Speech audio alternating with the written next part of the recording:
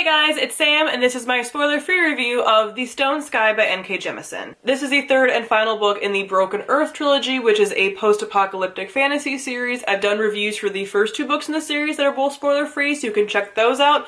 This review will not feature any spoilers for this book, but it might mention a couple of things, not big spoilers, but a couple of things about like the plot and stuff from the first couple books, so if you don't want to be spoiled at all for the series, go ahead and check those out. So this was one of my most highly anticipated finales because I didn't think that NK Jemisin would let me down, and she definitely didn't. First off, let me talk about the world building. I really enjoyed that this world is so brutal and realistic for it being this like apocalyptic world. I think the whole concept of the seasons is really interesting, and each book we learn more and more about the seasons, about the past, and what kind of made the current society, about the origins and how they have their magic and all of the things that make this world. It gets built upon in every book, and it's just so fascinating, but she still holds enough back that you don't feel like it's super like info dumpy. The first book had some of those info dumpy problems, but I don't think the second and third book have had that problem at all, and I just really liked seeing just the evolution of what we learn throughout the series.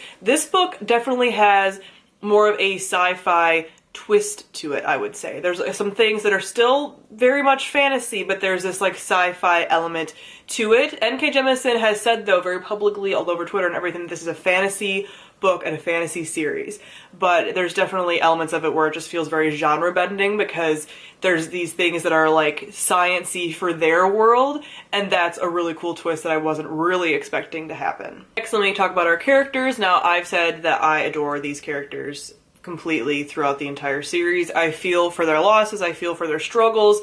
This has a lot around oppression of peoples, so you just get to follow the history and the things these people have been through. Almost everyone in the series is a person of color, and the main characters are female, so that just speaks to me on a deep emotional level. And they are all complex characters who are all incredibly flawed. They are all making bad decisions, but it's kind of because they've all been forced into making these bad decisions, so while you're like, oh god, don't do that, you're also like, you don't have any other choice but to do that, honestly. So you have these characters that you like really love and enjoy kind of going up against one another as well, and it's just like this very tense period, and I've loved seeing their growth and their humanity and their struggles and their connections with one another. One of the things I really loved about this book in particular is that it's really rooted in motherhood in a lot of ways and just parenting and parental love. That's a huge theme. There are romantic relationships in this series, but not at all the focal point. Like 2% of the book features anything about romantic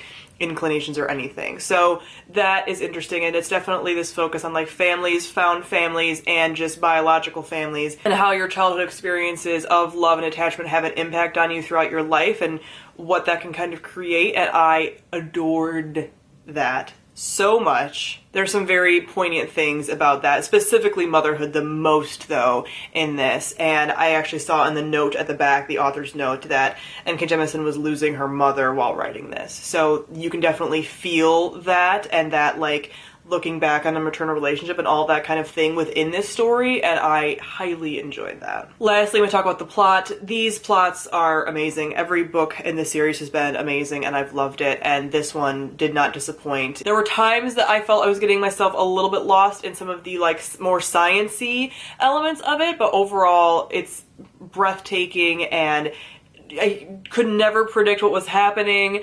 I felt so connected to all of it throughout, and I just knew that my emotions were going to be toyed with throughout this entire book, and they definitely were. And it's a finale that didn't disappoint me. You guys know that finales typically definitely disappoint me, and this one did not. I was not able to predict what was going to happen. There was definitely loss, and there's been loss throughout the whole series, so that's why I knew that this was going to also have that. And it was just so real and so emotional and so visceral, and I adored it. I gave The Stone Sky 5 out of 5 stars. I am going to be doing a spoilery gush on this book, so definitely go ahead and check that out if you're interested. I will link that on the screen. So comment down below and let me know what you thought of The Stone Sky. Thank you all for watching, and I'll see all of you guys soon.